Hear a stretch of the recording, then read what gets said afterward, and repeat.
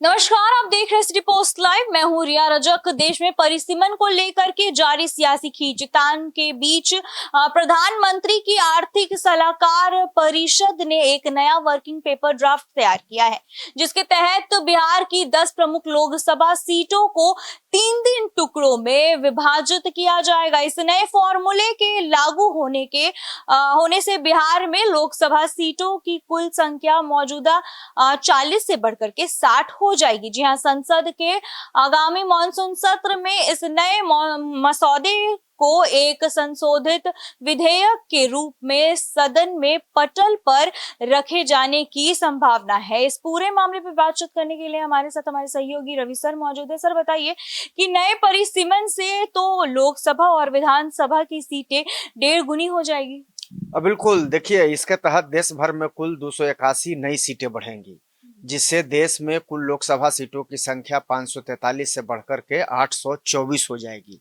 और आर्थिक सलाहकार परिषद की सदस्य जो समिका रवि द्वारा तैयार किए गए इस ड्राफ्ट में परिसीमन के विवादों को कम करने के लिए 7 कड़े पैमाने भी तय किए गए हैं।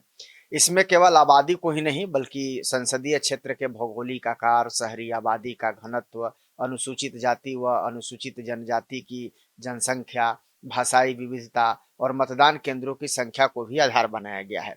इस मॉडल को अचूक बनाने के लिए वर्ष 2009 से 2024 तक के लोकसभा चुनावों के मतदान प्रतिशत, सामाजिक समीकरणों और क्षेत्रीय भाषाई समूहों के रुझानों का भी बारीकी से अध्ययन किया गया है, ताकि परिसीमन के बाद किसी भी वर्ग में राजनीतिक हिस्सेदारी घटने का असंतोष नहीं रहे।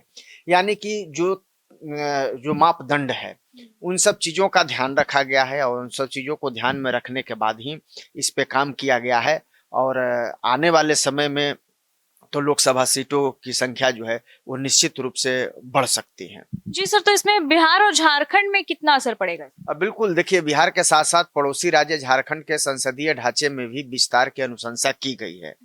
अब ड्राफ्ट के मुताबिक झारखंड की जो राजमहल लोकसभा सीट को 2 भागों में विभाजित किया जाएगा, ऐसी जानकारी है। जबकि गिरिडीह, लोहरदगा और गोड्डा लोकसभा सीटों को 3 टुकड़ों में बांटा जाएगा आबादी के हिसाब से।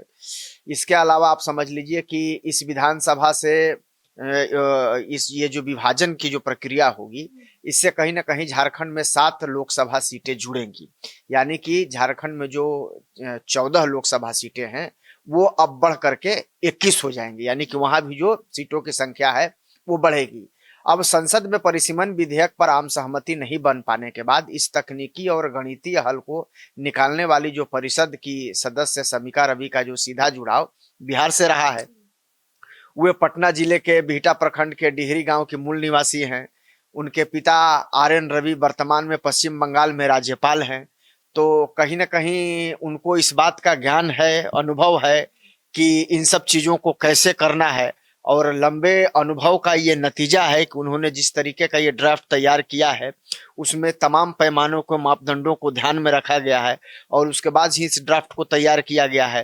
तो अब ऐसे होने से बिहार में तो लोकसभा की सीटें बढ़ेंगी ही बढ़ेंगी। अब झारखंड में भी जो है लोकसभा की सीटें बढ़ने वाली हैं। जी सर, पीएम की आर्थिक सलाहकार परिषद ने ये नया वर्किंग ड्राफ्ट जो है वो तैयार किया है, वो क्या है? बिल्कुल, देखिए, प्रधानमंत्री की जो आर्थिक सलाहकार परिषद के वर्किंग पेपर ड्राफ्ट में बिहार के जिन 10 लोकसभा क्षेत्रों को चिन्हित किया गया है उनमें पटना साहिब, पाटलिपुत्र, मुंगेर, आरा, बेगूसराय, सारण, दरभंगा, मधुबनी, झंझारपुर और महाराजगंज भी इसमें शामिल हैं।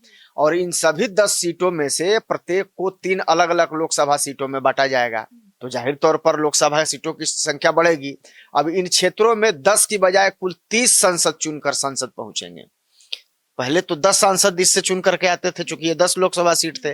लेकिन जब इनकी संख्या बढ़ जाएगी तो अब 30 सांसद यहाँ से चुन करके आएंगे और लोकसभा में पहुंचेंगे। तो देखिए, ड्राफ्ट की जो रणनीति है ना, उसके अनुसार देश के 373 लोकसभा क्षेत्रों की भौगोलिक सीमा में कोई बदलाव नहीं होने जा रहा है, ऐसी जानकारी है। जबकि 59 सीटों को 2 हिस्सों और बिहार की इन 10 सीटों समेत देश की 111 सीटों को 3 हिस्सों में बांटने का मॉडल जो है ना, मॉडल ऑपरेंडिस जिसको कहा जाता है, वो तैयार किया गया है।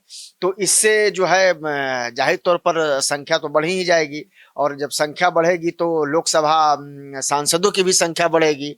तो अब इसको ध्यान में रख करके सरकार के तरफ से ये कोशिश की जा रही है, और ये जो नया जो मापदंड है, जो नया लोकसभा का जो परिसीमन है, वो इस तरीके से खुल करके सामने आ रहा है। और कहीं ना कहीं इससे पहले का जो परिसीमन है उसका दृश्य पूरी तरीके से बदल जाएगा। अब नए परिसीमन नए तरह का होगा, और उसमें बिहार से लेकर के झारखंड तक लोकसभा सीटों की संख्या बढ़नी है, और जब लोकसभा सीटों की संख्या बढ़ेगी तो सांसदों की भी संख्या बढ़ेगी।